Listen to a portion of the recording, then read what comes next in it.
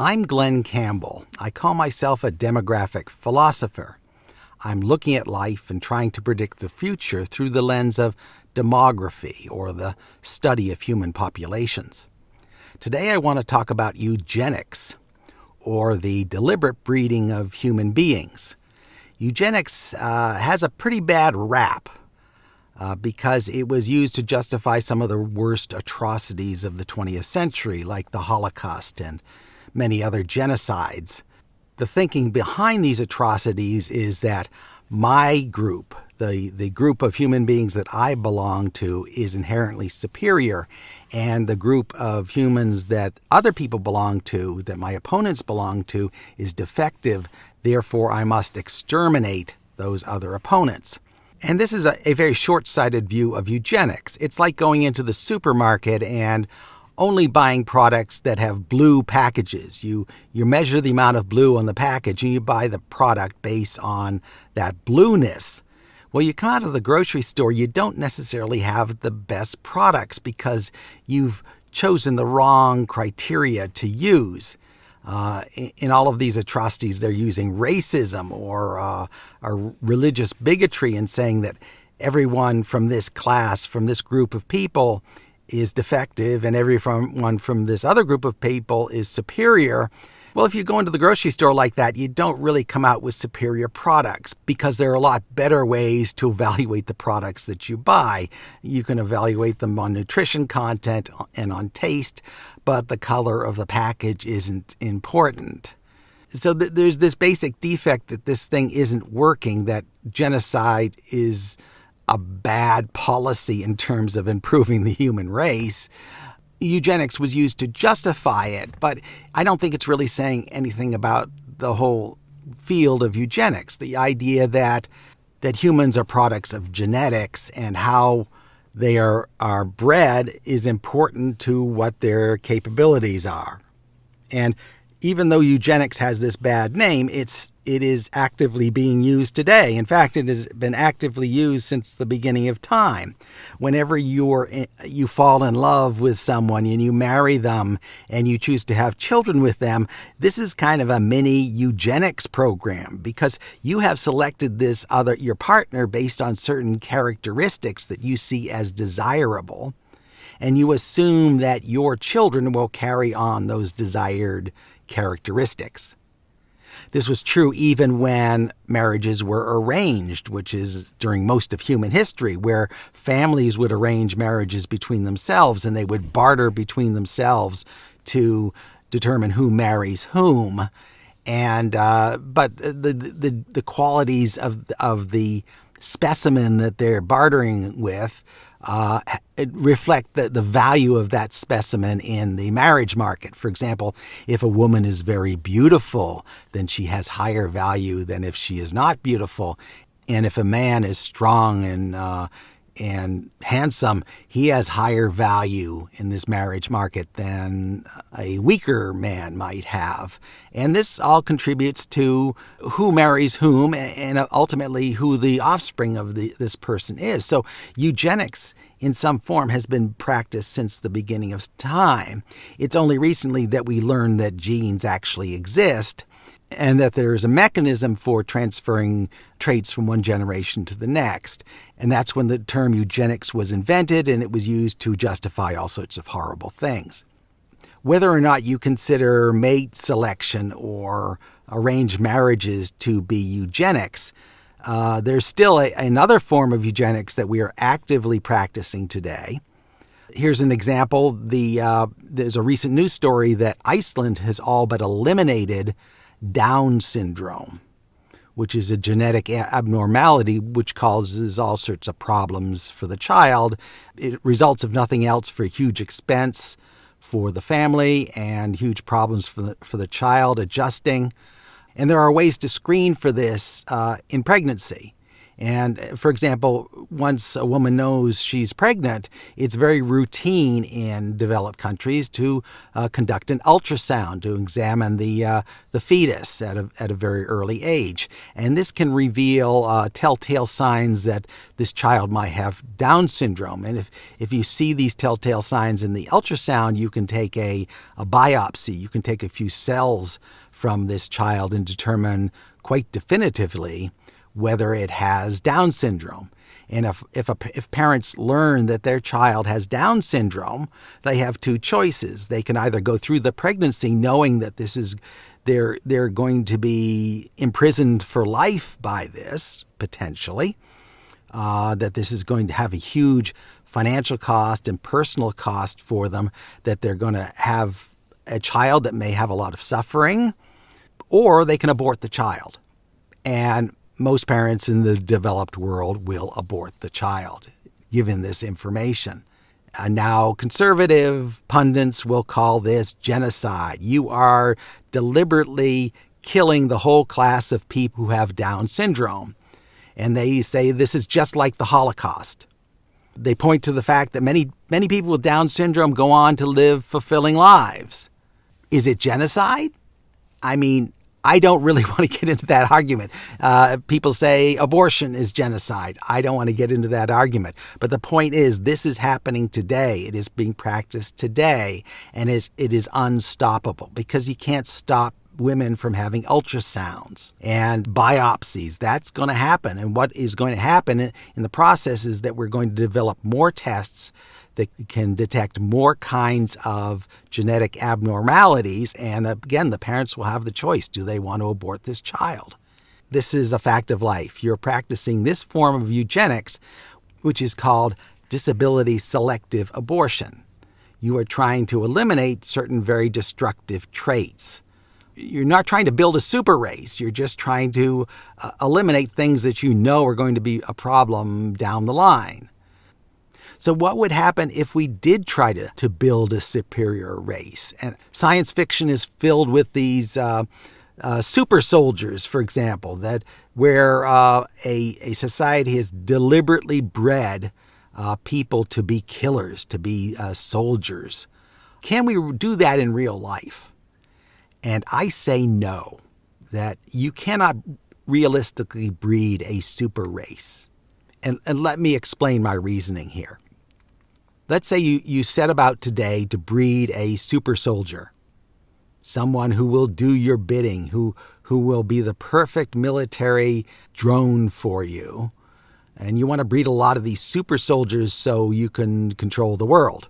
Well, how do you go about it? Well, you might go and find the best soldiers in your army right now, and you might pair them with strong females who you also have desirable traits, and you put them together and you make them breed, and they produce babies. And the babies most likely are going to reproduce the traits of the parents. So you might also have kind of a big, beefy, military type guy who's strong and tough and mean. But it's not going to be perfect, and you might want to take a few generations to do that. The trouble with the humans is each generation is pretty long. You have to wait 18 years or so to find out if your experiment has really worked. Have you really reproduced this kind of individual that you want? And then when you want to breed him with other individuals to strengthen that trait. 20 years goes by for the first generation, another 20 for the second generation, and 60 years go by before you have a few samples of your ideal super soldier. And then you have to make sure that they reproduce in large numbers. Okay, that still takes time. This still takes a few generations to build up a decent army. So let's say at least a century goes by between the idea where you want to build a super soldier and where you have a whole army of these super soldiers. And then when you have this army of super soldiers, you have them according to the traits that you selected for back 100 years ago. They're big, beefy guys that can take a lot of pain and can follow orders. maybe that's not the kind of soldier you really need a century from now, because we're neglecting technology. Even today, just the fact that you're a big beefy guy doesn't make you a good soldier, because most of what you do is shooting guns and making judgment calls, deciding doing complex things, deciding how to work machinery, and there's no easy way to breed for that. Yes, you can breed a bigger guy. Here's what you can do. Look at all the dogs that are all around us, all the many different varieties of dogs. There's little tiny Chihuahuas, there's big St. Bernards, there's Labs, there's Boxers, there's Pit Bulls. All of these dogs arose from a certain ancestor, an ancestor species, a kind of wolf that survived on the edge of Europe and Asia back at least 10,000 years ago. And all of the dogs, all the many different varieties of dogs that we know now, they all came from this common ancestor, largely through deliberate breeding by humans. Humans would take one dog that had a certain trait that they liked, and they made sure that dog bred with another dog that had the same traits, and in most cases that would result in puppies that were just like their parents. And the puppies that weren't like their parents, they were set aside, and the puppies that were like did have that desirable trait, they were bred, continued to be bred, until you had this different form of puppy, this different form of dog that looks like a different animal altogether. So border collies were bred for herding animals. That was their purpose, and for generation after generation, people saw that trait and encouraged its reproduction by deliberate breeding. So that could be done to humans. There's nothing to prevent you from breeding a bigger human, or a human with more inclined to musical things, or a human that is more cooperative. This is conceivable.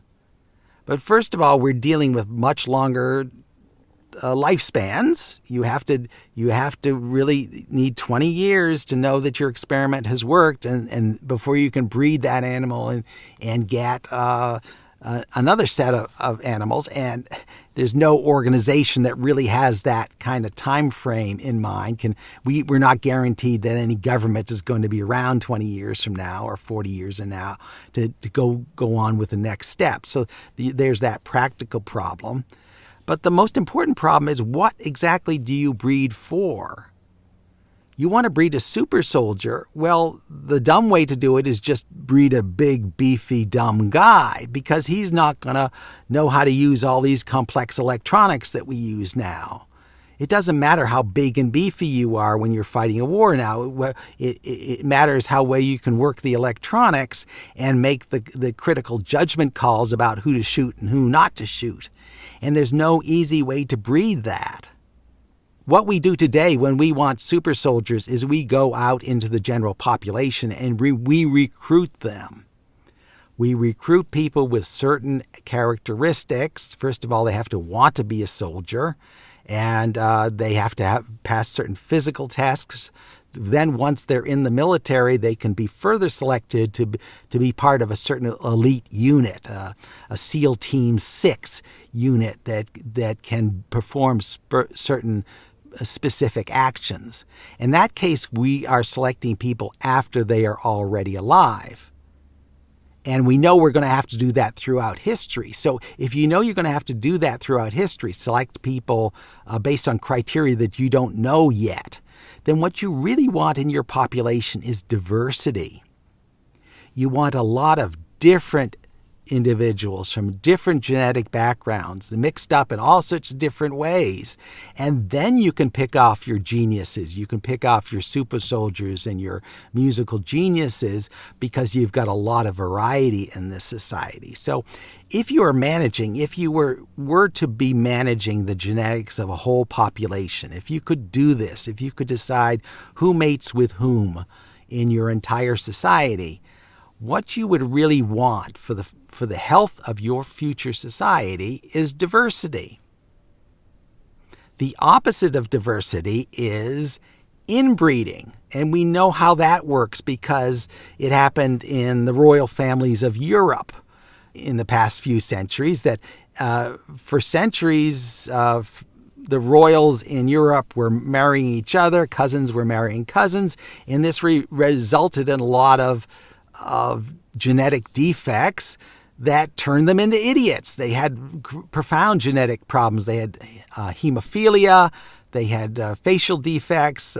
It was a big experiment in inbreeding. What happens if you inbreed for a long period of time? And these were supposedly the elite of society, the super soldiers of society whose breeding was so great. But in fact, it was quite the opposite. This inbreeding caused them to be defective.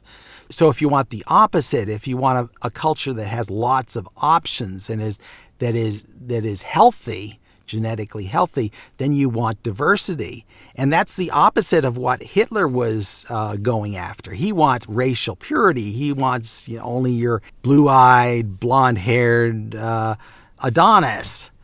But by closing himself off from all other races, had his experiment proceeded, he would be restricting his race. He would be making his race weaker because he was not pulling in all of these genetic options from other races. So probably the healthiest environment, the healthiest genetic population is one that pulls in races from all over the world, where everyone's a mongrel rather than a purebred.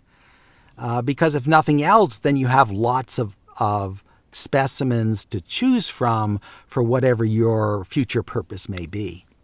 Now, in the modern world today, we have something called CRISPR, which allows scientists to directly edit genes. So you can go in and clip out certain genes and put in other genes. It's just like an editing system for genes. Is this a realistic possibility in the future? Except in a few rogue cases, we have not done it for humans, but we have done it for animals and plants. We can clip out certain genes and put in other genes. Now, is this going to happen for humans? Well, it probably will, but I do not think it will be a big thing. Because anytime you mess with the genetic code, yes, you could get the trait that you want or eliminate the trait that you want to eliminate, but you could also mess with a lot of other things at the same time. And the liability of this is huge. And it's extremely costly to take that risk in humans, because if you want to change a trait, again, you need 20 years to see if your experiment worked, and then you need more generations to reinforce that trait. And no one has that long timeline. Even a totalitarian regime doesn't have that kind of long timeline. And the risks along the way are so immense that even if it's available, few are really going to use it. So the fundamental flaw of eugenics so far, as practiced so far, is that we can't come up with very good criteria for what we want. In dogs, it's pretty simple. We want a nice, lovable dog, or a dog that can herd sheep. With humans, it's way more complicated, and the problem is just figuring out what trait you want. I actually see there being two genetic systems involved in a person's upbringing. One of them is the genes that are in the cell, the chromosomes in the cell. The other set of genes is the culture or the environment that you grew up in. And this is often a culture that is handed down from generation to generation. That genetic code could be just as valuable as the genetic code that's in your cells. And there's a complex interplay between these two genetic codes. And it's almost impossible to tease out which one is responsible for which complex human trait. It's an interaction of the two. So I think that future focus should go on that cultural gene, that culture that is programmed into the child after the birth. That's the one that you have the greatest control over. That's the one that you can very quickly change without needing CRISPR. You can very quickly change your programming code for the cultural aspect of raising a child. And what you want as an input to that process is a very diverse population. So if genetic planning does anything, it should simply assure that a population is diverse. So if you want to produce a lot of children from one pool of genes, then you want to pull in some other genes. You want to draw on genes from a different part of the world, for example. So the more diversity you have, the more chances you have of a genius popping up, more chances you have of being able to serve your future needs without understanding in advance what those needs will be.